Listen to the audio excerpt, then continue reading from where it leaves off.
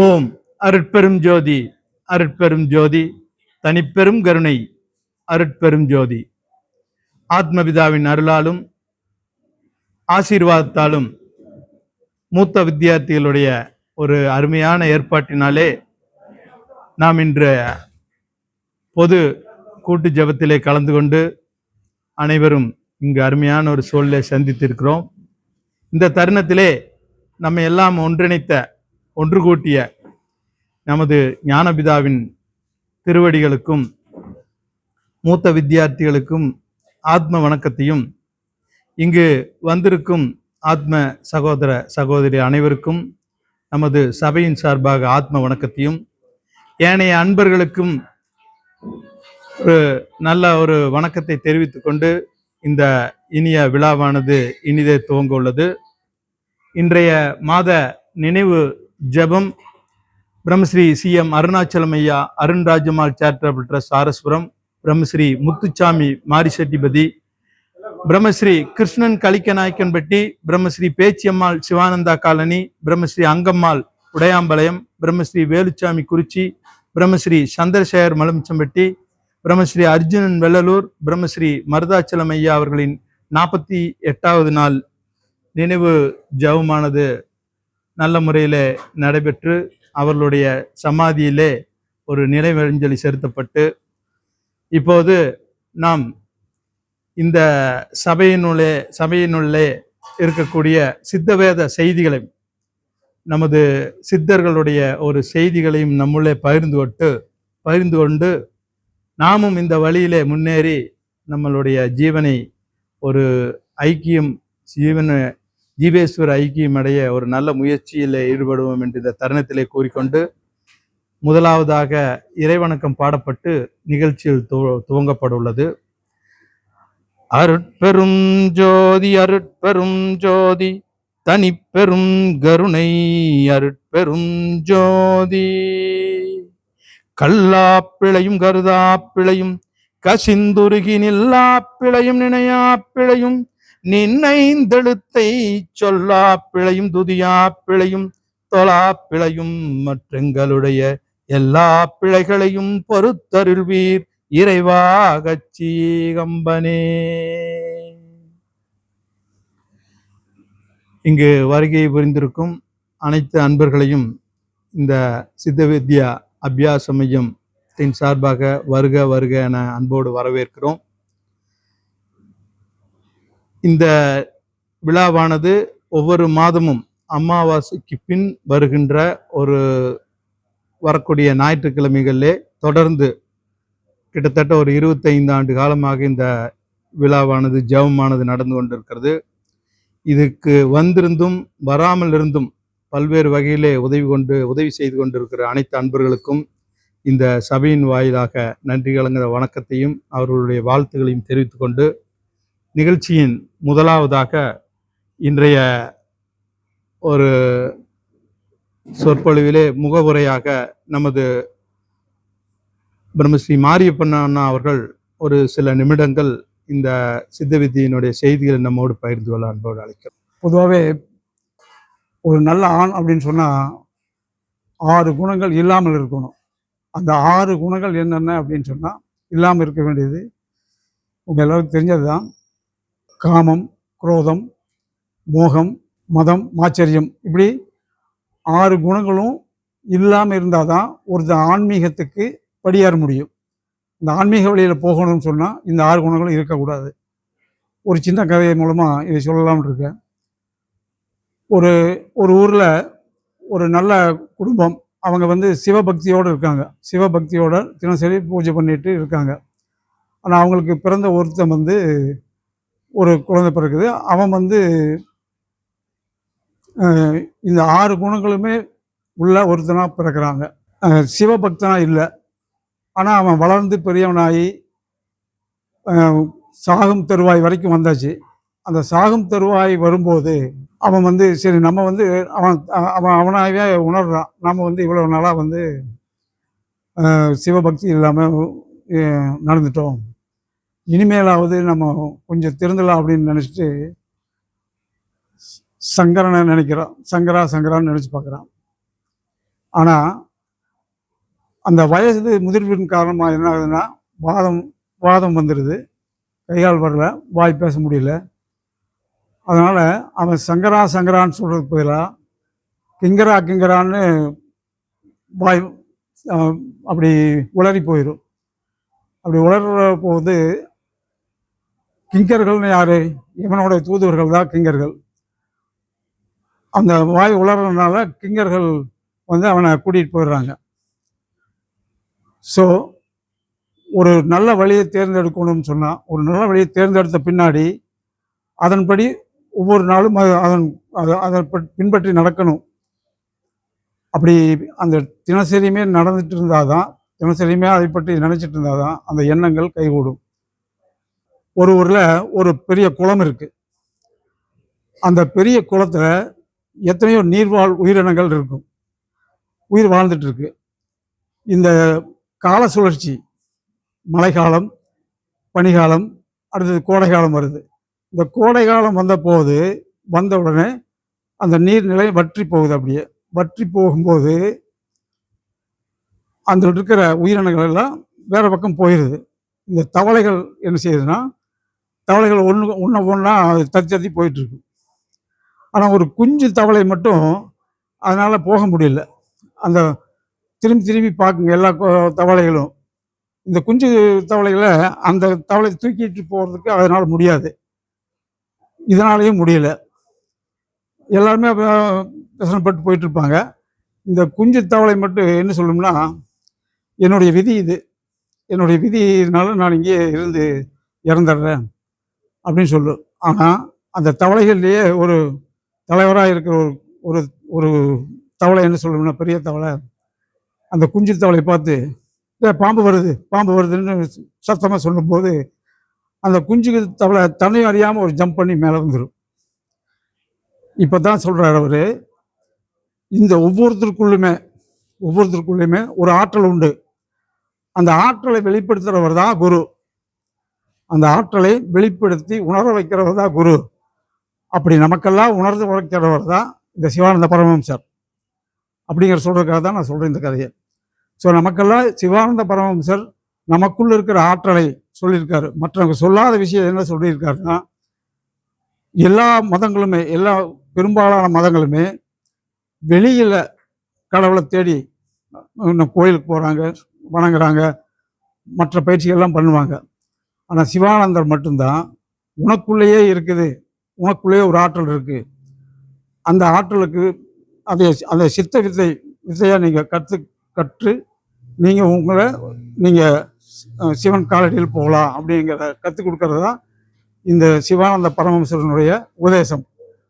எல்லாரும் அதை பின்பற்றுங்கன்னு சொல்லி விடைபெறுகிறேன். வணக்கம். அன்னார் அவர்கள் ஒரு அருமையான கதையோடு ஒரு ஆத்மார்த்தமான ஒரு செய்தியை நமக்கெல்லாம் வெளிப்படுத்தினார்.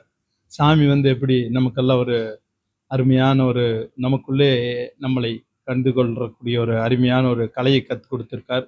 அதையெல்லாம் பயின்று நாமும் அந்த ஒரு நிலைக்கு செல்வோம் என்று இந்த தருணத்திலே கூறிக்கொண்டு, அடுத்தபடியாக சித்தயோகி சாமையா, பிரம்மஸ்ரீ சாமையா ஜீவயக்கியத்தினுடைய நிர்வாகி பிரம்மஸ்ரீ சிவானந்தாஸ் அண்ணா அவர்கள் நம்மோடு சில செய்திகள் பகிர்ந்து கொள்ள அன்போடு அழைக்கும். இன்றைய கூட்டத்தில் பெரும்பாலானவர்கள் சித்த விதை வாங்காதவர்களை நான் இங்கே பார்க்குறேன். அவர்களுக்காக சில செய்திகளை நான் இங்கே கொடுக்க விரும்புகிறேன். இன்னைக்கு நம்ம இவ்வளோ பேர் இங்கே வந்திருக்கிறோம். எதுக்காக வந்திருக்கிறோம்? ஏதோ ஒன்று இருக்குது பின்னாடி. என்ன விஷயம்னா, மரணமில்லா பெருவாழ்வு என்ற ஒரு விஷயத்தை கையில் எடுத்துட்டு நம்ம வாழ்க்கையில் அதைய தேடிக்கிட்டு அதற்காக நம்ம என்ன செய்யணும் அப்படிங்கிறத நம்ம பயிற்சி செய்துட்டு இங்கே நம்ம வந்திருக்கிறோம். வித்தியை வாங்காதவர்களுக்கெல்லாம் நான் ஒன்று சொல்ல விரும்புகிறேன். இங்கே வித்தை வாங்கியவர்கள்லாம் இதை பற்றி நிறைய தெரிஞ்சு வச்சுருப்பீங்க. சித்த விதை புஸ்தகம் படிச்சிருக்கீங்க, சாமியோட சட்டங்களெல்லாம் படிச்சிருக்கீங்க. எப்படி நம்ம சித்த விதையை பண்ணணும் அப்படிங்கிறதெல்லாம் தெரிஞ்சு பயிற்சியை மேற்கொண்டு ஒரு நல்ல நிலையில் இருக்கிறீங்க அப்படிங்கிறத நான் நினைக்கிறேன். பயிற்சி வாங்காதவர்கள் நம்ம எதுக்காக இங்கே வந்திருக்கோம், இந்த கூட்டத்துக்கு வந்திருக்கோம் அப்படிங்கிறத நீங்கள் கொஞ்சம் சிந்திச்சு பார்க்கணும். ஏதோ ஒரு கூட்டம் நடக்குது, சும்மா அப்படி வந்தோம், அப்படி உட்காந்து போகிறோம் அப்படிங்கிறக்காக இல்லைங்க இந்த கூட்டம். சுவாமி சிவானந்தபுரம் சார் இந்த உலகத்துக்கு ஒரு பயிற்சியை கொடுத்தாரு, சித்த வித்தை என்ற பயிற்சியை. அந்த மாதிரி ஒரு பயிற்சியை யாருமே கொடுக்கல. சொல்லுவாங்க, பாடல்களாக சொல்லுவாங்க, நம்ம அதை புரிஞ்செல்லாம் தெரிஞ்சுக்கிறது கடினம். ஆனால் சாமி வந்து ரொம்ப எளிமையாக சொன்னார். ஒரு மாத்திரை மாதிரி கொடுத்தாரு. நமக்கு உடம்பு சரியில்லைன்னா எடுத்து முழுங்கிட்டே போதும், உடம்பு நல்லாயிடும். அதே மாத்திரை கண்டுபிடிச்சி நம்ம சாப்பிட்டு மீள முடியாது. அப்படி ஒரு பயிற்சி இங்கே கற்றுத்தரப்படுகின்றது. அந்த பயிற்சியை பெற்று நல்ல முறையில் வித்தையை செஞ்சு நல்ல சமாதி அடைந்தவர்களுடைய ஜீவசமாதிகள் தான் இந்த ஸ்தலத்தில் இருக்குது. வித்தையை வாங்கிட்டாவே சாமி சமாதி வைக்கணும்னு சொல்லியிருக்காரு. அந்த நிலையை பற்றி அவங்க என்ன நிலை அடைஞ்சாங்க அப்படிங்கிறத ஆராய்ச்சி பண்ணி அதையே தெரிஞ்சு சமாதி வைக்கிறதுங்கிறதெல்லாம் கிடையாது. சமாதி வித்தை வாங்கினீங்கன்னா சமாதி வச்சிடணும். அந்த நிலையை நம்ம அறியக்கூடிய ஆற்றல் நமக்கு இருக்கோ இல்லையோ, அது சாமிக்கு தெரியும். சாமி கொண்டு இங்கே உட்கார வைக்கிறார். அப்போ சாமி சொன்னதை நம்ம கடைப்பிடிக்கணும் அப்படிங்கிறது எல்லார்த்திட்டையுமே இருக்கணும். வேற ஒரு செய்தியும் இல்லை. எல்லாரும் நலமா இருக்கிறதுக்கு அப்பாவோட அருள் நமக்கு இருக்கட்டும். அன்னார் சொன்னது போல சாமியோட செய்திகளுக்கும் சாமியோட கொள்கைகளுக்கும் சாமியோட அந்த விஷயங்களை எல்லாத்துக்கும் கொடுக்கறதுக்காக இங்கே நம்ம வெள்ளலூர் ஆசிரமம், உடையாம்பளை ஆசிரமம், பன்னிமடை ஆசிரமம், குளத்தூர் ஆசிரமம், அப்புறம் நீலம்பூர் ஆசிரமம், இந்த 5 சபைகள்லையுமே இப்போ 4வது மாதத்தில் 4வது ஞாயிற்றுக்கிழமை நம்ம பன்னிமடை ஆசிரமம், பௌர்ணமிக்கு அடுத்த ஞாயிற்றுக்கிழமையில் உடையாம்பளையம், அப்புறம் ஃபஸ்ட்டு அப்படிங்கிற ஒரு நீலம்பூர், அப்புறம் புலிகுளம் சுந்தரானந்தர் ஆசிரமம். எங்கே வேணாலும் அவங்கவுங்க பயிற்சி எடுத்துட்டா அங்கங்கே இருக்கக்கூடிய நிலையங்களில் போய் நமக்காக அவங்க கஷ்டப்பட்டு உருவாக்கி வச்சதை நம்ம ஒரு அனுபவித்து பயனடையோன்னு இந்த தருணத்தில் கூறிக்கொண்டு, அடுத்தபடியாக நமது அருண்ராஜம்மாள் சேரிட்டபிள் ட்ரஸ்டின் தலைவர் பிரம்மஸ்ரீ வே சண்முகபாண்டி அவர்கள் நம்மோடு ஒரு சிறிய கலந்துரையாடல் அன்போடு அழைக்கிறோம். பொன்னாகி மணியாகி போகமாகி புறமாகி அகமாகி புனிதமாகி மண்ணாகி மலையாகி கடலுமாகி மதியாகி ரவியாகி மற்றுமாகி முன்னாகி பின்னாகி நடுவுமாகி நாதமுறம் முழங்கி எங்கும் வியன்கருணை பொலிமுகளாய் விளங்கும் தேவை என்று எல்லாமல்ல இறைவனை வேண்டி வெள்ளலூர் சித்துவித்தை தவாலயத்துக்கு வருகை தந்திருக்கின்ற ஆத்ம சகோதர சகோதரிகள், பெரியோர்கள், சான்றோர்கள், உங்கள் அனைவருக்கும் எனது ஆத்ம வணக்கத்தை தெரிவித்துக் கொள்கிறேன். இன்றைய பொழுது பல்வேறு சித்த வித்தியார்த்திகள், ஆத்ம சகோதரர்கள் சமாதியாகி அவருடைய நினைவு நாள் 48வது மண்டல நாள் இங்கே கொண்டாடப்படுகிறது. அண்ணன் சிவானந்தாஸ் சொன்ன மாதிரி அவர் பன்னிமடையில் சாமியாவுடைய அந்த சமாதியை நல்ல ஒரு இருந்து உபதேசம் கொடுக்க அந்த சமாதியினுடைய காப்பாளராக இருந்து வெற்றிகரமாக நடத்திட்டு இருக்காரு. அதே மாதிரி இந்த மேடையில் இருக்கவங்க எல்லாருமே பார்த்தீங்கன்னா தலை சிறந்த நிர்வாகிகள். அண்ணன் மலுமிச்சம்பட்டி தங்கவேலன் அவர்கள் வெள்ளலூர் சித்தவித்தை தவாலயத்தினுடைய தலைவர் மட்டுமல்ல, சூலூர் சிவானந்தா அறக்கட்டளையினுடைய தலைவராக இருக்கிறார். பல்வேறு இங்கே மட்டுமில்ல பல மாவட்டங்களுக்கு அந்த ட்ரஸ்ட் மூலமாக நிறைய நன்மைகள் நடந்து கொண்டே இருக்கிறது. எதை சொன்னாலும் சரி உடனே அண்ணன்ட்ட போவேன், செக்கில் கையெழுத்து போடுவார், அந்த காரியத்தை நிறைவேற்றிட்டு வந்து என்கிட்ட முடிஞ்சுன்னா போட்டாவை அனுப்புங்க அப்படின்னாரு. அது மாதிரி ஒவ்வொருத்தரும் ஒவ்வொரு காரியங்களை செய்யக்கூடிய நல்ல ஆத்மாங்கள். அதுக்காண்டி இங்கே இருக்கவங்க தான் முக்கியமானவங்க, அங்கே இருக்கவங்களாம் முக்கியமாக அப்படியெல்லாம் கிடையாது. தானும் தன்னால் காணப்படுகின்ற யாதொன்றும் தன்னிலிருந்து பிரதிபலிக்கப்பட்டவை தான் அப்படிங்கிறார் சாமி சிவானந்தபுரம். அதனால எல்லாருமே அவருடைய அம்சங்கள் தான். அதே மாதிரி அண்ணன் மாரியப்ப அந்த பில்டிங்கள் பராமரிப்பு ஜபஹால்லாம் இடிஞ்சு போகிறது மாதிரி இருந்ததை நல்ல ஒரு டீம், அண்ணன் சிவானந்தாஸ், அண்ணன் அமிர்த கணேஷ், ஆனந்தகுமார், நம்ம அருண்ராஜம்மாள் அறக்கட்டளையின் சார்பில் ஒரு 12 மாதம் அன்னதானம் நடக்கலை கொரோனா டயத்தில். ஒரு மாதம் 5000 ரூபா கொடுக்குறத ஒரு 60,000 மொத்தமாக பணம் கொடுத்தோம். உடனே அதனுடைய திருப்பணிகள்லாம் நடந்துச்சு. இப்போ வந்து ஜபஹால் வந்து பார்த்தா உள்ள கீரல் விட்டுருக்கு, மேலே அடைக்கிறோம், சைடில் பூரா வெடிப்பு விடுது. அப்போ எந்த நேரம் எங்கே ஜெபம் பண்ணிக்கிட்டு இருக்கும்போது குப்புற சுவர் விழுந்துருமோங்கிற ஒரு பயம் வந்து நமக்கு இருக்குது. அப்போ இதை வந்து திருப்பணிகளை செய்யக்கூடிய சில தொண்டுகளுங்க நிறைய பண்ண வேண்டி இருக்குது. அப்போ அதுக்குள்ள வேலைகளை பூரா நம்ம செய்யறதுக்குள்ள ஏற்பாடுகளை பண்ணணும். அதுக்கு நம்முடைய சிஎம் அருணாச்சலம் ஐயா அருண்ராஜம்மாள் அறக்கட்டளையின் ஒரு கட்டளை ஏற்படுத்தி அதன் மூலமாக அவர் இருக்க காலத்திலே இன்னைக்கு அவருக்கு நினைவு தினம். ஒரு வையத்துள் வாழ்வாங்கு வாழ்பவன் வானுரையும் தெய்வத்துக்கு ஒப்பாவன்னு வள்ளுவர் சொல்றார். ஒரு மனிதனாக பிறந்தவன் அவன் வந்து வாழும்போது வையத்துள் வாழ்வாங்கு வாழணும். அப்போ வையத்துள் வாழ்வாங்கு வாழணும்னா எப்படி? தான் இருக்கும் பொழுதே நல்ல காரியங்களை செய்யணும், உதவி செய்யணும், தான் பெற்ற வித்தை பரவுவதற்கு இந்த இடத்துல இந்த பில்டிங் எல்லாம் கட்டுறதுக்கு எல்லாம் துணையா இருந்தார், இடம் வாங்குறதுக்கு துணையா இருந்தார்.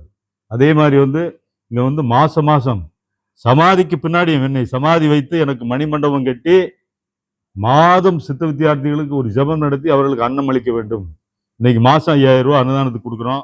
5000 மட்டுமில்ல, அது எவ்வளவு வந்தாலும் சரி, எவ்வளவு கூட்டம் வந்தாலும் சரி, அருண்ராஜம்மாள் அறக்கட்டளை சார்பாக அன்னதானம் நடத்துவதற்கு வேண்டிய வசதிகளை செய்து கொண்டிருக்கிறது. அப்படிப்பட்ட அவருடைய நினைவு நாள் இன்னைக்கு. அதே மாதிரி பார்த்தீங்கன்னா மருதாச்சலம் நம்முடைய மலுமிச்சம்பட்டி, எந்த வயசு 80 வயசு குட்டு குட்டுன்னு ஓடுவார். பழனியில பார்த்தா அங்க இருப்பாரு, சேலத்துல பார்த்தா இருப்பாரு, எல்லாம் 90 வயசு. ஆஸ்பத்திரியிலே முடியாது அப்படின்னு சொல்லி இங்க கூட்டிட்டு வந்தாங்க. அரை மணி நேரத்துல போயிடும் அப்படின்னு அண்ணன் வந்து எனக்கு ஃபோன் பண்ணி வர சொன்னாரு. அங்க வந்து பார்த்தா அப்படியே தியானத்துல அப்படியே படுத்திருக்காங்க. அவருடைய அந்த ஆத்மா தண்ணி கொண்டாடா அப்படின்னு சொல்லிட்டு தண்ணி வாங்கி குடிச்சிட்டு அப்படியே இருந்து அந்த ஆத்மா வந்து, ஏன்னா உடல் வந்து எப்படி வேணாலும் இடர்பாடுகளை ஏற்படும், எந்த நோய் வேணாலும் மனிதனா பிறந்தனால வரும். ஆனால் சித்த வித்தைன்னு சொல்லக்கூடிய சிவானந்த பிரபுடைய இந்த வித்தையை பெற்றவர்கள் உடல் வந்து கபாலத்துல தான் இருக்குது. மூக்குல அந்த புருவ மத்தியத்திலிருந்து மூக்கினுடைய நுனி வரை ஓடிக்கொண்டு இருக்கின்ற இந்த உயிரானது மேலே ஏறும் பொழுது அது சிவமாகிறது, கீழே இறங்கி விட்டால் அது சவமாகிறது. அப்படி அந்த புருவ மத்தியத்தில் மேலே, அதனாலதான் அண்ணன் சிவானந்தா சொன்னார், சமாதி ஆகிறது வித்தை பெற்றவர்கள் எல்லாத்துக்குமே அந்த சமாதி நிலை கிடைக்கும். அந்த நினைவோடு சதாகாலம் அந்த பயிற்சியை பண்ணிக்கிட்டே இருந்தா. நீங்க அவரு ஆஸ்பத்திரியில் இருந்தாருங்க 15 நாள், அவருக்கெல்லாம் இங்க இடம் இல்லை சமாதிக்கு அப்படின்னு எல்லாம் சொல்ல முடியாது. எப்படி அது சமாதி அடைஞ்சது யாராலும் கண்டுபிடிக்க முடியாது. அது பண்ண மாதிரி தான் இருக்கும். சில பேருக்கு தான் அந்த சமாதியான உடலை கண்டுபிடிக்க முடியும். ஆகவே சித்த வித்தை பெற்றவர்கள் அனைவரும் சமாதி அடைவார்கள்.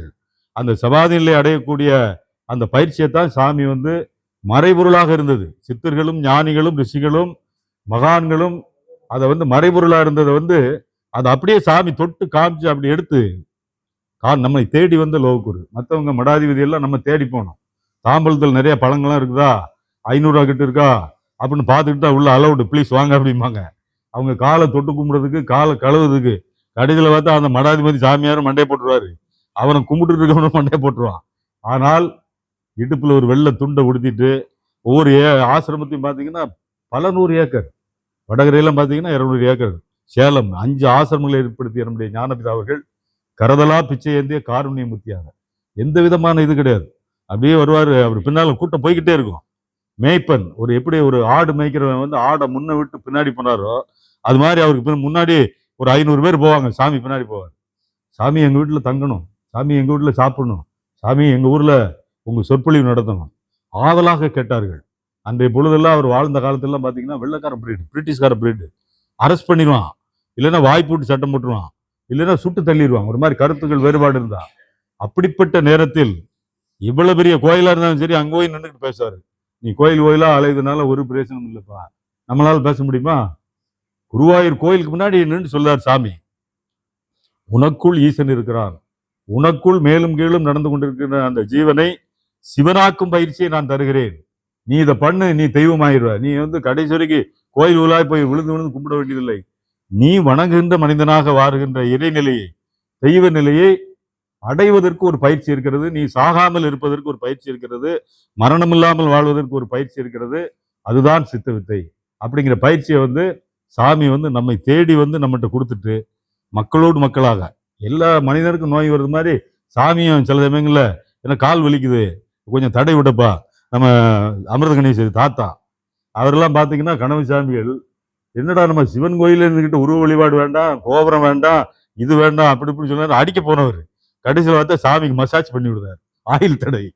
அதே மாதிரி அண்ணன் தங்கவேலண்ணாவுடைய தாத்தா பார்த்தீங்கன்னா சிறை வைக்கிறதுக்கு சமபந்தி மருந்து, தாழ்த்தப்பட்டவன் உயர்ந்தவன் என்ற பாகுபாடு இல்லாமல் எல்லாரும் சமபத்தினி அந்த விருந்து நடத்துறது எப்படிடா நடத்துறான் அப்படின்னு சொல்லி வீட்டுக்கு ஓட்டு பூட்டி வச்சாங்க. பூட்டி வச்சவருடைய மகன் சாமி மடியில இருந்து உபதேசம் வாங்குறாரு. பேரனா அப்பாங்களா, அப்பா வாங்குறாரு.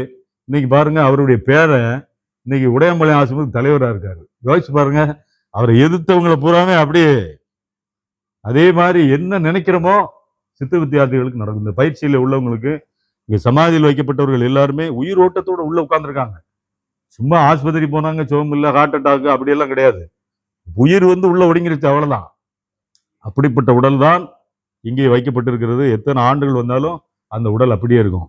அந்த பயிற்சியை தான் அண்ணன் சிவானந்தா சொல்லி கொடுத்துருக்காரு. அண்ணன் வெங்கடாச்சலம் இங்கே இருந்து இந்த மயானக்கரையில பக்கத்துல யாதவர் மயானக்கரை, இந்த இடமெல்லாம் இவ்வளவு தூரத்துக்கு இருக்குன்னா இந்த வெள்ளலூர் வித்தியார்த்திகள் இங்க இருந்து சிறப்பான பணிகளை ஐயா நாச்சிமுத்து, அர்ச்சுனன் அவர்கள், பெருமாள் அவர்கள், அது மாதிரி ஐயா காளிமுத்து, ஐயா ராமகிருஷ்ணன், ராஜசேகர் போன்ற இதெல்லாம் மூத்த நிறைய வித்தியார்த்திகள் இங்க இருந்து இதெல்லாம் உருவாக்கி இருக்காங்க. இந்த தளத்தை நமக்கு உருவாக்கி கொடுத்துருக்காங்க. அதே மாதிரி பாத்தீங்கன்னா குளத்தூர்ல குருபானந்த சாமிகளுடைய ஆசிரமம் நான் ஒரு 25 வருஷமா போய்கிட்டு இருக்கிறேன். ஒவ்வொரு நாளும் அப்படி மேல மேல வளர்ந்துகிட்டே இருக்கு. ஐயா பாலன் அவர்கள் இங்க வந்திருக்காரு. நம்ம வந்து அன்னதானம் பண்ணதுக்கு இங்க எல்லா ஏற்பாடு பண்ணாலும் இங்க சமையல் பண்ணதுக்கு ஒரு டீமை உருவாக்கணும் அப்படின்னு ஒரு டீமை பிடிச்சிட்டு வந்தார். அதுக்குன்னு ஆள் இருக்குங்க ஐயா, நாங்கள் கொண்டு வரோம். நல்லா கூட்டு பொரியல். சில இடத்துல என்ன வாங்கினா வெறும் சாம்பார் ரசத்தோட முடிச்ச ஒரு பொரியல் போதுமையா அப்படின்றாங்க. இங்க பாத்தீங்கன்னா வடை பாயாசம் சலிப்பு இல்லாம அந்த சகோதரர்கள் நம்ம சகோதரிகளை நம்ம ஐயா வந்து பாலன் வந்து இங்க கூட்டிட்டு வந்து ஒரு விருந்து, அருமையான விருந்து. சித்த வித்தியார்த்திகள் நல்லா ஜெபம் பண்ணிட்டாங்கன்னா அவங்களுக்கு வந்து நல்ல பசி எடுக்கும். அப்ப அதை வந்து ராஜா ராஜான்னு சாமி சொல்றார். சாப்பிடுறத சித்த வித்தியார்த்தி நல்ல ஒரு நிரந்தரமா அதை ஒரு அன்போட மன திருப்தியோட சாப்பிடும் போது அந்த ஆத்மா வந்து நல்லா ஜீவனுடைய ஜீவன் வாழ்வதற்கு, உயிர் வந்து முக்தி அடைவதற்கு துணையா இருப்பது இது ராஜா, அன்னராஜா. அதனாலதான் அந்த அன்னராஜாவை வந்து மேல வச்சு நம்ம கீழே உட்கார்ந்து 3 தடவை கெதி எடுத்து ஜெபம் பண்ணி அந்த சாப்பாடை சாப்பிடணும்னு சாப்பிடுறார். அப்படிப்பட்ட அன்ன போஜனம் இங்கே வழங்குவதற்கு, அது சிறப்பாக நடப்பதற்கு ஐயா குளத்தூர் பாலன் அவர்கள் மலேசியா சிங்கப்பூர்லாம் வந்து இறங்கிட்டே இருக்காங்க. மக்கள் திடீர்னு பார்த்தா 40 பேர் 50 பேர்லாம் வராங்க என்னங்கய்யா. அந்த மாதிரி குருபானந்த சாமிகளுடைய அந்த ஆசிரமத்தை 4 நாள் அப்படி அபிவிருத்திக்கிட்டு பண்ணிக்கிட்டே இருக்காங்க. அது மாதிரி எல்லா விதமான ஆசிரமங்களும் அம்மணியம்மாள் அறக்கட்டளை மெயின் ரோட்ல இருக்குது. அண்ணன் பழனிசாமி அங்க முழு ஆளாவே அங்கே இருந்து அந்த பணிகளை செஞ்சுட்டு இருக்காரு. இது எதுக்குன்னா ஒவ்வொரு அந்த நிர்வாகிகளையும் போற்றக்கூடிய அவர்கள் தான் அந்த மேடையிலே அமர்ந்திருக்கிறார்கள். அது மாதிரி மேடைக்கு முன்பு அமர்ந்தவர்களும் தன்னால் இயன்ற காரியங்களை செய்து கொண்டிருக்கிறார்கள். அப்படிப்பட்ட அந்த வித்தை, மிகப்பெரிய வித்தை. அருண்ராஜ்மாள் அறக்கட்டளையுடைய செயலாளர் ஐயா இன்ஜினியர் ஸ்ரீதர் அவர்கள், எங்களுடைய அரங்காவலர்கள் அண்ணன் நாகராஜ், அண்ணன் அமிர்த கணேஷ் போன்ற பல்வேறு அமைப்பிலே எங்க உள்ளவரான நம்முடைய அரங்காவலர் மட்டுமல்ல, எங்களுடைய அறக்கட்டளையுடைய மேனேஜர் கோபாலகிருஷ்ணன், எல்லாரும் இந்த ஆசிரம வளர்ச்சிக்காக பாடுபட்டு கொண்டிருக்கிறார்கள். ஆகவே சிஎம் அருணாச்சலம் ஐயாவுடைய நினைவு நாள், மருதாச்சலம் ஐயாவுடைய 48வது நாள் மற்றும் இங்க இருக்கக்கூடிய அத்தனை சமாதிகளை சேர்ந்த குடும்பத்தை வந்தவர்கள், நீங்க குடும்பத்தோடு வர்றது மட்டுமல்ல, வருடந்தோறும் வர வேண்டும். இந்த ஆசிரம வளர்ச்சிக்கு நீங்கள் துணையாக இருக்க வேண்டும் என்று அன்போடு கேட்டுக்கொண்டு இந்த அரிய வாய்ப்பிலே பேசுவதற்கு வாய்ப்பளித்த ஆத்மசோர்களுக்கு நன்றி தெரிவித்து, இங்கே வந்திருந்தவர்கள் அனைவரும் பல்லாயிரத்தாண்டு 16 செல்வங்களும் பெற்று பெருவாழ்வு வாழ சிவானந்த பரமேஸ்வரனுடைய அருள் நிறைந்திருக்க வேண்டுகிறேன். நன்றி. ஆத்மோட அன்னார் அவர்களுடைய அருமையான செய்திக்கு இந்த சபையின் வாயிலாக நன்றி பாராட்டி, அடுத்தபடியாக நமது சித்த வித்தியாலயத்தினுடைய தலைவர் பிரம்மஸ்ரீ தங்கவேலன் அவர்கள் ஒரு இனிய உரையாற்ற. உலக நிலை முழுதாகி ஆங்காங்குள்ள உயிராகி உயிர்க்குயிராம் ஒளிதானாகி கலக நிலை அறியாத காட்சியாகி மெய்ஞான கண்ணதாகி அறிவில் அறிவாகி ஆனந்தமயமான அருட்பெரும் ஜோதியே, அறிவில் அறிவாகி ஆனந்தமயமான அருட்பெரும் ஜோதியே, உன் தனி பெரும் கருணையே கருணை. அருட்பெரும் ஜோதி அருட்பெரும் ஜோதி தனி பெரும் கருணை அருட்பெரும் ஜோதி. அவையில் அமர்ந்திருக்கும் அத்தனை பேருக்கும் எனது மனமார்ந்த ஆத்ம வணக்கமும் சரணமும் உரித்தாகுக. வடகரை வள்ளலே சரணம், ஆத்ம பிதாவே சரணம், ஞான பிதாவே சரணம், ஜெகத்குருவே சரணம், மனமே குரு என்று போதித்த மகானே உங்கள் திருவடிகளே சரணம் சரணம் சரணம். ஆத்மபிதாவின் அருளாலே அனைவரும் இங்கு கூடியிருக்கின்ற பெரும்பேறு பெற்றிருக்கிறோம். இன்று இந்த மாதிரி ஆன்மீக தவம் எங்கெங்கு நடக்கின்றதோ அங்கெங்கெல்லாம் தவம் முடிந்து வந்தவர்களுக்கு அன்னதானம் செய்ய வேண்டும் என்ற ஒரு அற்புதமான கருத்தினால் ஈர்க்கப்பட்டு அவரே அதற்கு ரோல் மாடல் முன்னிலையாக இருந்து இந்த ஸ்தாபனம் கட்டுவதற்கு முன்பும் பின்பும் இருக்கும்போது நாங்கள் எங்கள் பாட்டில் 12 to 1 ஜெபம் பண்ணிட்டு இருப்போம். 1 மணிக்கு நம்ம கோபால்ஜியோட அவர் பாஸ் அதான் சிஎம் அருணாசலம் ஐயா அவர்கள் எங்களுக்கு வேணுங்கக்கூடிய உணவு பூரா அங்கே வீட்டு முறைப்படி தயாரிக்கக்கூடிய இடத்துல தயாரித்து எங்களுக்கு கொண்டுட்டு வந்துடுவோம். இங்கேயாகட்டும் எந்த பக்கம் வேற இடமா இருந்தாலும் தியானம் பண்ணுறவங்களுக்கு அப்படி ஒரு சிறப்பு செய்தது. அவர் சமாதியானதுக்கு பின்னாடி அது நடக்கும்னு விரும்பினார். அதற்குண்டான ஏற்பாடுகள் தான் தியானத்தில் இருக்கக்கூடிய நிலைமையில் இருந்தபோதே அதற்குண்டான நிர்வாகிகளை ஏற்படுத்தி என்றும் எப்பொழுதும் இந்த கோவை மாவட்டத்திலே எங்கெங்கெல்லாம் இந்த சித்த வித்யார்த்திகளின் சித்தர்களின் தியானம் நடைபெறுகின்றதோ அவர்களுக்கு ஆக்கமும் ஊக்கமும் அளிக்கும் பொருட்டு இந்த அன்னதானத்தை சிறப்பாக செய்ய அவர் ஆரம்பித்து வைத்ததுதான் ராஜம்மாள் சேரிட்டபிள் ட்ரஸ்ட் என்ற அமைப்பு. அதனுடைய தலைவராகட்டும் சண்முகபாண்டி டாக்டர் சண்முகபாண்டி தலைவராகட்டும் அதற்கு உறுதுணையாக இருந்து அந்த நிர்வாகத்தை சிறப்புற செய்து கொண்டிருக்கின்ற கோபால் முதலான மற்ற அங்கத்தினர்களாகட்டும் எல்லோரையும் எவ்வளவு பாராட்டினாலும் தகும்.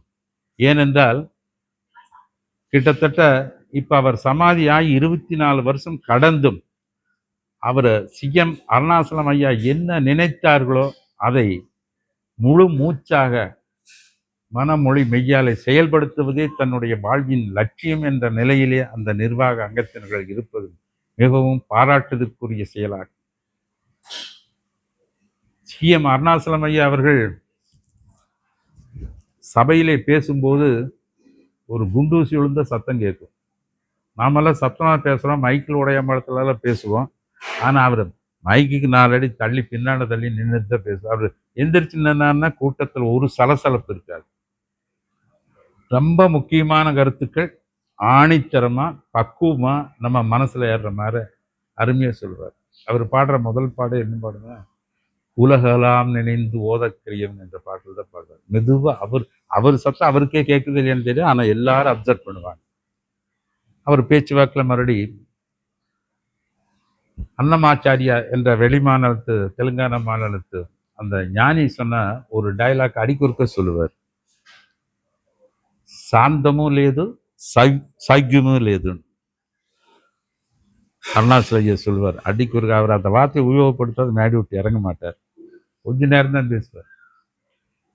அதாவது நம்மளுக்கு சௌக்கியம் வேணும்னா முதல்ல நாம சாந்தமா இருக்கணும். நம்ம எத்தனை நேரம் சாந்தமா இருக்குன்னு நம்மளுக்கு எல்லாத்துக்குமே தெரியும். அப்புறம் எங்க சௌக்கியமா இருக்கிறது? அப்போ அந்த சாந்தம் வேணும்னா சுவாமிஜி குருநாதர் ஞானபிதா சொல்லி கொடுத்த இந்த வித்தையை செய்யணும். ஆனா அவர் சொல்லியிருக்கார், இந்த வித்தை நான் கண்டுபிடிச்சது அல்ல, ஏற்கனவே நமது முன்னோர்களாலும் ரிஷிகளாலும் முனிவர்களாலும் ஞானிகளாலும் அறியப்பட்டதும் அனுபவிக்கப்பட்டதுமான உண்மை மார்க்கங்களை உங்களுக்கு ஞாபகப்படுத்த வந்திருக்கேன். நான் ஒரு கருவிதான். நீங்க எப்படி எங்கிட்ட இருந்து தெரிஞ்சுக்கிறீங்களோ அப்படி நான் அவங்க கிட்ட இருந்து தெரிஞ்சது. நான் புதுசா கண்டுபிடிக்கிறதுக்கு ஒண்ணுமே இல்லை. சரி, எல்லாம் நம்ம நண்பர் சொன்ன மாதிரி, சகோதரர் சொன்ன மாதிரி, பொருளுக்காக 10 நிமிஷம் ஓடுறோம், ஒரு அருளுக்காக ஒரு 5 நிமிஷமாவது ஓடலாமே. சிந்திக்க வேண்டிய விஷயம்தான். வாழ்க்கையில் 24 மணி நேரத்தில் எத்தனையோ மணி நிமிடங்கள் துளிகளை பல விஷயத்துக்கு நாம் கழிச்சிடுறோம். நம்ம உடலுக்கும் உயிருக்கும் பயன்படக்கூடிய விஷயத்துக்காக ஏன் கொஞ்சம் செலவிடக்கூடாது? இந்த உடம்பினை பெற்ற பயன் ஆவதெல்லாம் உடம்பினுள் உத்தமனைக்கான்னு பெரியவங்க சொல்லி வச்சுக்கேன். இந்த உடம்பு மனித பிறவி எடுத்ததுக்கு உண்டான குறிக்கோளே லட்சணம் என்னன்னா இந்த உடம்புக்குள்ள தெய்வத்தை பார்க்கணுங்கிறாங்க. என்னுடைய அப்பாரு இருந்தார். அவர் வந்து இந்த மாசி சிவன்ராத்திரி அன்னைக்கு மலையேற பழக்கத்துக்காக 3 ஊரையும் கூட்டிட்டு போய் அங்கே வெள்ளிங்கிரி மலையில் அடிவாரத்திலேருந்து அன்னதானம் பண்ணிட்டு சொல்லுவார். அதில் அடியேனும் ஒருவன். சிவன் எங்கே இருக்கிறான்னா அந்த 7 மலை தாண்டி அங்கே போய் பாடுறான்னு சொல்லி கொடுத்தார். அடியேன் ஒரு 16-17 வருஷங்கள் அந்த மாதிரி நான் என்னுடைய நண்பர்கள் சகாக்களோட போய் மலை ஏறி இறங்கி அந்த சிவன் ராத்திரி பைபாஸ் ரோட்டில் ஃபோக்கஸ் லைட்டில் போனாலே இப்போ தட்டி விட்டு விழுந்துருவான். அந்த மலை எப்படி இருக்கும்னு உங்களுக்கு எல்லாம் தெரியும். அமாவாசை இருட்டு, சிவன் ராத்திரிக்கு தூக்கம் வெளிப்பதுங்கிற ஒரு மரபில் இருந்த மாதிரி இருக்குது. அங்கே சிவனை போய் கும்பிடுற மாதிரியும் இருக்குது. அப்படிங்கக்கூடிய ஒரு தத்துவத்தில் ஏதோ அந்த பழங்காலத்து பெரியவங்க சொல்லி அதை நாமளும் செஞ்சுருக்கோம். ஆனால் தெய்வம் இருப்பது எங்கே, அது எப்படி இருக்குது, எப்படி அடையணுங்கக்கூடிய ஒரு கேள்விக்கூறு 6 வயசுலேருந்தே எனக்கு உண்டு. அது 30வது வயசுல தான் தெளிவு பெற்றது.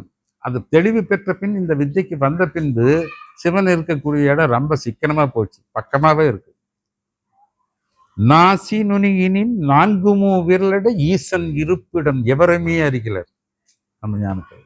இதுக்கு மேல ஞானிகள் எப்படி நம்மளுக்கு சொல்லுவாங்க? நீங்க வெளியில எல்லாம் போய் நாங்க இங்க கும்பிடுறோம். வெள்ளிங்கிரி மேல 17 வருஷம் ஏறினாள் எங்க அப்பாரு சொல்லி கொடுத்து பெரியமணிகார்.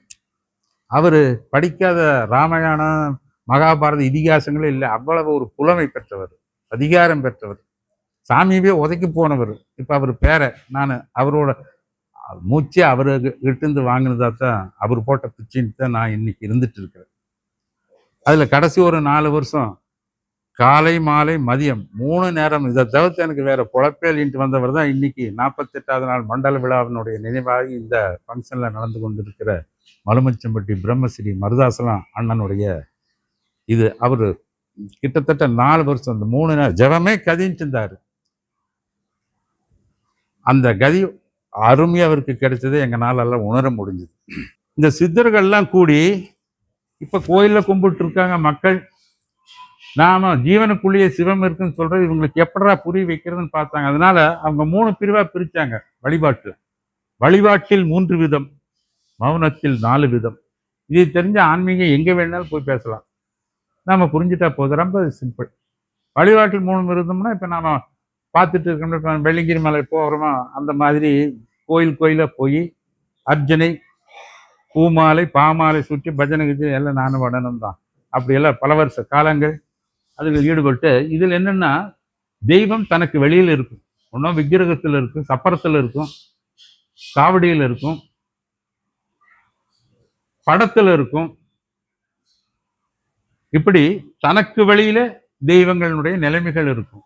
அதை வணங்கக்கூடிய ஒரு பக்குவமான நிலை, அடிப்படை நிலை தான் தூல வழிபாடுன்னு சொல்லக்கூடிய கண்ணால் கண்டு காதால் கேட்டு வாயால் பாடி அர்ச்சனை அபிஷேகம் செய்து பண்ணக்கூடிய ஒரு முறை. இதுக்கு தூல வழிபாடுன்னு பேர் வச்சாங்க. அடுத்தது சூட்சும வழிபாடு. இந்த தூல வழிபாட்டுல எங்கெங்கெல்லாம் போய் இறைவனை தேடி நம்மளுக்கு தேவையான அந்த வரங்கள் கிடைக்கலையோ அப்ப மனம் சலிக்கும் போது நல்ல வார்த்தை சொல்றதுக்கு ஒருத்தர் வருவார். அது மட்டும் போதாது, தூல வழிபாடு போகாது, 1வது வச்சா 10வது 2வது கும்பான்னு சொல்லி கூப்பிடுற மாதிரி சூட்சும வழிபாடு. நீ வெளியில போய் சுத்த எத்தனை வருஷம் சுத்துற, காவடி எடுத்துட்டு எத்தனை வருஷம் ஆடுவேன். இந்த மாதிரி இளைஞர்கள் வேணா காவடி எடுத்து ஆட முடியும், பால் காவடி எடுக்கலாம்.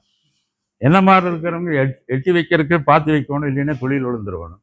அப்போ வயதில் நல்ல முறைக்கு ஆடலுடன் பாடலுடன் எல்லாமே விஷயங்கள் செஞ்சு ஏற்றுக்கக்கூடிய அந்த இறைவன் வந்து வயதாகி போன போது அந்த மாதிரி ஆடவும் முடியாது, நாம பாடவும் முடியாதுங்கிற போது அப்ப அந்த முறை சரியான்னு பார்க்கும்போது தான் அவங்க முதல்லயே ஞானிகள் வழிபாட்டில் 3 விதம் வச்சு முதல் வழிபாடு அப்படி, 2வது வழிபாடு உள்ளுக்குள்ளேயும் ஜீவனுக்குள்ளேயே சிவம் இருக்குதுங்கிற தத்துவத்தை சொன்னாங்க. அதுக்கு பேர் சூட்சும வழிபாடு. அதைத்தான் நம்ம சிவானந்த பரமஹம்சர் மாதிரி இருக்கக்கூடிய குருமார்கள் ஞானிகள் எல்லாம் உன்னுடைய ஜீவனுக்குள்ளேயே சிவம் உண்டு, அதை உணர வேணும்னா நீ இந்த சித்த வித்தையை படிச்சுக்கணும். நான் ஏற்கனவே எத்தனை கோயில் சுற்றி எத்தனை செவ்வரளி பூ போட்டால் முருகனுக்கு பரவாயில்ல, காலபைரவருக்கு பரவாயில்ல, மல்லிகை மாலை போட்ட லட்சுமிக்கு பரவாயில்ல, மகாலட்சுமியினுடைய கடாட்சம் கிடைக்கும், இப்படி ஒவ்வொன்று தாமரை மலர் போடுறது, இப்படி எல்லாம் நான் செஞ்சேன். அதுக்கெல்லாம் குறைகளே அல்ல, அருமையான நிறைகள். தாய்ப்பாலுக்கு குடிச்சது சமம் அது. ஆனால் அடுத்த நிலைக்கு போகணும். 5 வயசுமான நம்மளுக்கு 4 இட்லி வேணுமல்ல. அப்போ வயது முதிர நம்மளுடைய ஆன்மீகத்தினுடைய பரிணாம வளர்ச்சியும் பெருசா வரணும்.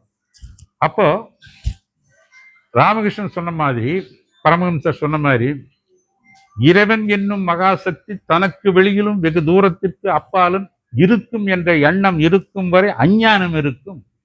தனக்குள்ளும் தன் ஜீவனுக்குள்ளும் இறைவன் இருக்கும் என்ற உணர்வு ஏற்படும் போது ஞானம் பிறக்கும். இதுல என்னன்னா, ஈசன் மகாசக்தியா இருக்கக்கூடிய கடவுள் தூணலையும் இருப்பா துரும்புலையும் இருப்பான்னு எல்லாம் பெரியவங்க சொன்னது நம்மளுக்கு எல்லாத்துக்குமே தெரியும். தூணும் துரும்புமே துருப்பிடிக்கிறதுன்னு கரையான் பிடிக்கிறதும். அதில் இருக்கக்கூடிய எம்பெருமான் இயற்கையான கடவுள். அரிதறிது மானுடர் ஆதல் அரிதுன்னு சொல்லக்கூடிய இந்த மனித பிறவியில இந்த உடம்புல இந்த உயிருக்குள்ள இருப்பாரா மாட்டார்னு கேள்வி போட்டான்னு இருப்பார்வர். வெளியில இருக்கிற வெங்காயம் முன்னா தேங்காய் பழம் உடச்சி வச்சு சாமி கும்பிடலாம். ஜீவனுக்குள்ள இருக்கிற சிவத்தை எப்படி கும்பிடுறது? வாசி மலர் எடுத்து பூசை செய்ய மதி உணர்த்தி வேண்டும். அதுதான் இந்த சித்த வித்தை. இந்த சித்த வித்தைங்கிறதுனால உங்களோட ஜீவனுக்குள்ள இருக்கக்கூடிய சிவத்தை உங்களால உணர முடியும், அனுபவிக்க முடியும். நேரம் கருதி நான் குறைச்சிக்க வேண்டிய நிர்பந்தத்துக்காக நானே 2 மணிக்குள்ள மீட்டிங் முடிச்சுக்கோன்னு சொன்னது இப்போ 10 நிமிஷம் எச்சா போயிட்டு. அதனால மறுபடியும் நம்ம வழக்கமாக சந்திப்போம். அதனால இந்த சூட்சும வழிபாடு இதுக்கு அடுத்தது கரண வழிபாடு. சூட்சும வழிபாடுறதுக்கு குருநாதனுடைய உதவி தேவை. இந்த உபதேசத்தை எப்படி நீங்க செய்யறது? இந்த மூச்சு உங்களுக்கு மூக்குல ஓடக்கூடிய மூச்சு உள்நாட்டுக்கு பக்கத்தில் இருக்கிற ஊசிமுனை வாசல் வழியா எப்படி இயக்கிறது அப்படிங்கக்கூடிய சொல்லி, அதனால நீங்க மகிழ்ச்சி அடையணும், சந்தோஷப்படணுங்கக்கூடிய அடிப்படை காரணத்தை மட்டும் சொல்லிட்டு, மீண்டும் இந்த வித்தை செய்யறதுனால நம்மளுக்கு என்ன நன்மை? ஐடி ஸ்டூடெண்ட்னா 2 லட்சம் வாங்கலாம், எம்பிபிஎஸ்னா ஒரு மாதத்துக்கு 10 லட்சம் வாங்கலாம். இது சும்மா இப்படி பிடிச்சி உட்காந்துருந்து என்னையா கிடைக்கும்? ஒரு கேள்வி வரத்தான் செய்யும். வெறும் முக்தி முக்தி முக்தி இல்லாட்டியும் பரவாயில்ல, இன்னும் 4 ஜென்மம் எடுத்தாலும் ஒரு இன்பமான நிலை, மகிழ்ச்சியான நிலை, கவலை இல்லாத ஒரு நிலை அப்படிங்கக்கூடிய ஒரு அருமையான பேரின்ப நிலைக்கு இந்த வித்தை நம்மளை கொண்டு சேர்த்தோம். அதுக்கு ஆதாரமா திருமூலர் ஒரு பாடல் சொல்றாரு. முகத்தில் கண்கொண்டு பார்க்கும் மூடர்களை அகத்தில் கண்கொண்டு பார்ப்பதே ஆனந்தம். அந்த ஆனந்தம் எப்படி இருக்குன்னா, மகற்கு தாய்தன் மணாளனை கூடிய சுகத்தை சொல்லென்றால் சொல்லுமாறு எங்கனே. ஒரு குழந்தை வேணும்னு நினைக்கக்கூடிய ஒரு பெண்ணானவள் தன்னுடைய கணவனை கூடும் காலங்களில் என்ன சந்தோஷத்தை அனுபவிப்பாளோ அது உனக்கு லைஃப் பூரா இருக்கும்னு சொல்லி திருமூலர் 3000 வருஷம் வாழ்ந்தவர் சொல்லியிருக்காரு. இத்தோடு இந்த கருத்து இந்த மாதிரி இந்த மிகப்பெரிய பலன்கள் பேரின்ப நிலையை உணர்வுகளை நம்ம அடைவதற்கும் என்றும் மகிழ்ச்சியாக இருப்பதற்கும் துஷ்டத்தனத்திலிருந்து விடுவதற்கும் நம்ம மனம் என்றுமே செம்மையாக இருப்பதற்கும் இந்த வாசி உயர்த்திக்கூடிய பயிற்சியை எல்லோரும் செய்யணும். அதுக்கு நம்மளுடைய ஆத்மபிதாவினுடைய பேரொருள் அவர் பெருங்கருணை கொண்டு நம்மளை எல்லாத்தையும் ஆட்கொண்டு அருள் செய்ய வேண்டும் என்று இந்த நேரத்தில் அவரை பிரார்த்தி கொண்டு உங்களிருந்த அனைவரும் இந்த நிலைமைக்கு எனக்கு கொடுத்ததுக்கு நன்றியை சொல்லி விடைபெறுகிறேன். அனைவருக்கும் நன்றி நன்றி நன்றி. நிறைவாக நன்றியுரை வழங்க நமது வெள்ளூர் சித்த வித்யா அபியாச மையத்தினுடைய நிர்வாகி வெங்கடாச்சலம் அண்ணாவை ஒரு நன்றியுரையோடு ஒரு சாமியோட செய்தி சிலதுகளை நமக்கு வழங்க அன்போடு அழைக்கிறோம். இந்த அருமையான நல்ல நாளிலே இங்கு கூடியிருக்கும் உங்கள் அனைவருக்கும் உங்கள் பாதார விந்தங்களில் சரணம் சொல்லி என் உரையை தொடங்குகின்றேன். திருமூலர் சொல்றார், சிவ சிவ என்றிலர் தீவினையாளர். சிவ சிவ என்றிட தீவினை மாளும். சிவ சிவ என்றிட தேவரும் ஆவர். சிவ சிவ என்ன சிவகதிதானே. நான் ஏன் சொல்கிறேன்னா, நம்ம சாமி தான், நம்ம சிவானந்தருங்கிற நம்ம சாமி என்ன பண்ணார்னா, அந்த சிவ சிவதை பிடிச்சிட்டார். அந்த சிவ தெளி போட்டால் வாசி, அவ்வளவுதான். அதாவது ஒரு சொல்லில் 10 விதமாக இருக்குது. இப்போ ஒரு அவசரத்துக்கு வருவாங்க, ஒரு ஏதோ அருணாச்சலங்கள் ஒரு படத்தில் டைரக்டர் சிவலிங்கம் வேணும்னு பார்த்தாரா, கிடைக்கல. ஒருத்தர் பார்த்தாரு, ஒரு அண்டாவை தூக்கி வச்சார், போட்டார், அவ்வளோதான். அது மாதிரி ஒவ்வொருத்தருக்குள்ளேயுமே எல்லாமே இருக்குது. ஆனால் அதை நம்ம பயன்படுத்துறதில்லை. நமக்குள்ளேயே எல்லாமே மந்திரமும் மருந்தும் ஆயினான் போற்றிங்கிறாங்க. நமக்குள் இறைவன் இந்த உடம்பை கொடுத்த போதே அத்தனை சக்தியும் கொடுத்துருக்காரு. அவருக்குள்ள சக்தியெல்லாம் நமக்கும் கொடுத்து அவரும் இந்த புருவ மையத்தில் உட்கார்ந்துருக்கார். இங்கே பிரமிடுன்னு ஒன்று இருக்குது. அது பிரமன் வீடு, பிரம்மத்தின் வீடு. பிரமன் வேறு, பிரம்மம் வேறு. பிரம்மம் தான் அகண்ட சராசரம். பிரம்மன்கிறது அது மூன்று தேவர்கள் ஒருத்தர். அதே மாதிரி சிவம் என்பதும் பிரம்மமும் ஒன்று தான். நாம் பார்க்குறோமே சிவலிங்கம், இதெல்லாம் ரெண்டாவது.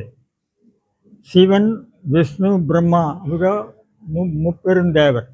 இந்த மூன்றுக்கும் பொதுவாக இருப்பது சிவம் அப்படின்னு சைவர்கள் சொல்கிறோம். அவங்க என்ன பண்ணுவாங்க, நாராயணாம்பாங்க.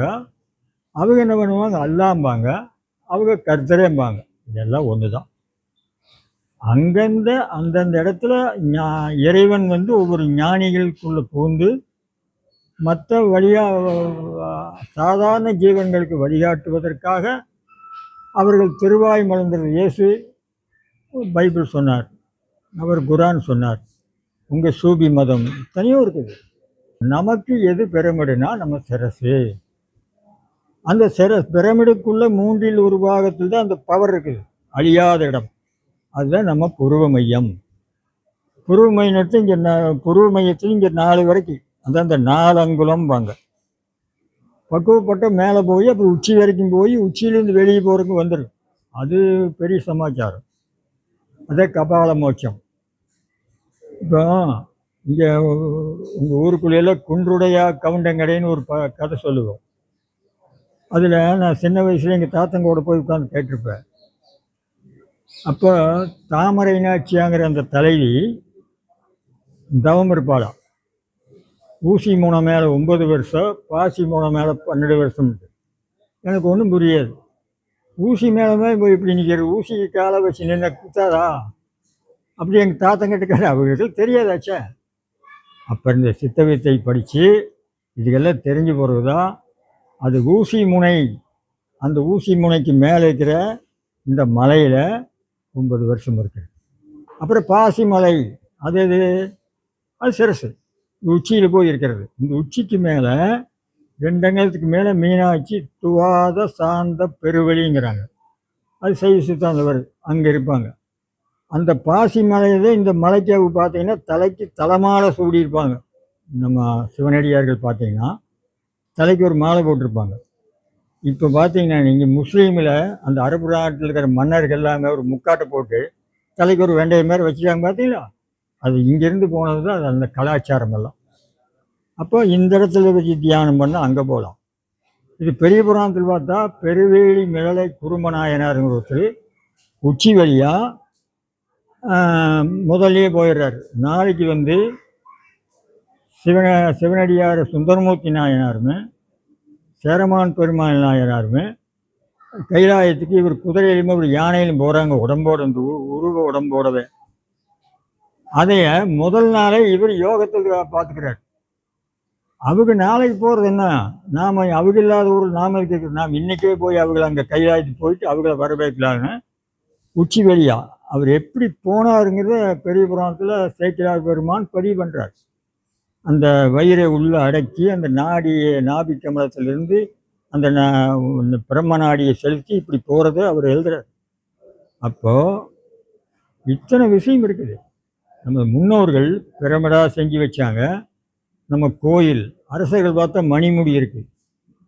அந்த மணிமுடி எதுக்கு வைக்கிறாங்க, மணிமுடியை அந்த மணிமுடியில் பிரமிடு மாதிரி தத்துவம் இருக்குது. அதில் மாணிக்க கற்கள் இருக்குது. இப்போ இந்த கற்களுக்கெல்லாம் ஒரு பயன் சொல்கிறாங்க. இந்த கல்லுக்கு என்ன பயன், தங்கத்துக்கு ஒரு பவர், உடம்பு பொண்ணாகும். நம்ம உடம்பு இந்த சமாதி வச்சோம்னா அது பின்னால் ஒரு நாளைக்கு பொண்ணாயிடும். பொண்ணுன்னா தங்கமாகவும் சொல்லாது, அந்த தங்க அணுக்கள் ஆகும். இதை இப்போ வெளிநாட்டுக்கார டெஸ்ட் பண்ணுறாங்க. ஒருத்தருக்கு வெள்ளியாகிட்டு இருக்குதான். முதல் தகரம், நம்மளுக்கு உடம்பெல்லாம் தகரம் துருப்பிடிக்கு. இந்த தகரத்தை ஈயமாக்கணும், அப்புறம் செம்பாக்கணும். செம்பு விளக்கத்தான் அப்புறம் அது பொன் போல மிளிரும். அந்த செம்பில் இருக்கிற அழுக்கு நீங்கிட்டால் அது தங்கம். அது மாதிரி இந்த உடம்பை தங்கமாக்குன்ற வித்தை எதுனா, ரசவாதம் எதுனா நம்ம வாசி. இதை விநாயகப் பெருமான் நம்மளுக்கு கற்றுக் கொடுக்குது. முருகப்பெருமான் உலகமெல்லாம் சுற்றுறது, ரெண்டு ஒன்று தான். உட்காந்து தியானம் பண்ணும்போது நீங்கள் விநாயகர் ஆயிடுறீங்க. வெளியில் புறப்பட்டீங்கன்னா முருகராயிருவீங்க, மயில் வாகனத்திலிருந்து கிளம்பிடலாம். அதனால தான் அவர் ஞானம் அடையணும். விநாயகர் மேலே அம்மையப்பனை பிடிச்சி ஞானம் வந்துட்டா முருகன் மேலே மயிலாகி வெளியே போக சொல்லலாம். அதே புரியாமல் விநாயகர் அவருக்கு சண்டை, இதெல்லாம் நம்ம நினச்சிக்கிறோம். விநாயகரும் உண்மை, முருகனும் உண்மை, அவங்க நமக்கு சொன்னதும் உண்மை. நாலாயிரத்தோட நம்ம நம்ம நம்ம நாட்டில் அத்தனையுமே உண்மை. எங்கே பார்த்தாலும் கொட்டி கிடக்குது. ஒரு சாதாரண பழமொழியிலிருந்து அவ்வளோ விஷயம் இருக்குது. இதெல்லாம் தெரிஞ்சு இந்த மாதிரி நாங்கள் சொற்பொழிகளை கேட்டு ஒரு பக்குவம் அடைந்து எல்லாரும் இந்த பிரம்ம நிலை அடைய வேண்டி நிறைவாக ஒரு ஜோதி வழிபாடோடு நமது பாலன் வந்து இந்த நிகழ்ச்சியை நிறைவு செய்வார். அருட்பெரும் ஜோதி அருட்பெரும் ஜோதி தனிப்பெரும் கருணை அருட்பெரும் ஜோதி ஸ்ரீ மகா குருபரானந்த சாமி ஜோதி சிவானந்த பரமஹம்ச ஜோதி. ஓம். இந்த கோயம்புத்தூரில் இருக்கக்கூடிய அத்தனை ஆசிரமங்களோட நிர்வாகிகள் எல்லாம் வருகை தந்திருக்காங்க. அவங்களுக்கு எல்லாத்துக்கும் நன்றி சொல்லிடுறேன். 10 பேர்த்தோட நினைவு ஜபம் இன்னைக்கு நடந்திருக்குது. அவங்க வாரிசுகள்லாம் வந்திருக்காங்க. அவங்களுக்கும் நன்றி சொல்லிக்கிறேன். அது மட்டும் இல்லாமல் நம்ம சண்முக பாண்டிய ஐயா உணவு நல்லா செஞ்சு கொடுங்க ஐயா அப்படின்னு சொல்லிட்டு கேட்டதுக்கெனங்க இன்னைக்கு வருகை தந்து உணவு நல்ல விதமாக சமைச்சு கொடுத்த அந்த அன்பர்களுக்கெல்லாம் நன்றி சொல்லிக்கிறேன். இன்னைக்கு வருகை தந்திருக்கின்ற அத்தனை பேர்களுக்கும், சுத்த வித்தியார்த்திகளுக்கும், மெய்யன்பர்களுக்கும், அனைவருக்கும் மொத்தமாக நன்றி சொல்லிக்கிறேன். நன்றி நன்றி நன்றி. அகமும் புறமும் அறிந்தாய் போற்றி, ஆணவ காட்டை அடித்தாய் போற்றி, ஏகமும் பரமும் இணைந்தாய் போற்றி, ஈசன் திருவடி அடைந்தாய் போற்றி, உண்மை பொருளை உணர்த்தினாய் போற்றி, ஊதியம் உயிருக்கு உரைத்தாய் போற்றி, எண்ணிய எண்ணியாங்கு எய்தினாய் போற்றி, ஏற்றம் தரும் வழிகாட்டினாய் போற்றி, ஐயம் திரிபுர அறிவித்தாய் போற்றி, உன் பொருள் தன்னை உணர்த்தினாய் போற்றி, ஓம்கார வடிவில் ஒன்றினாய் போற்றி, அறிவும் பண்பும் நிறைந்த குலத்தூர் ஆலயம் எனவே அருத்தர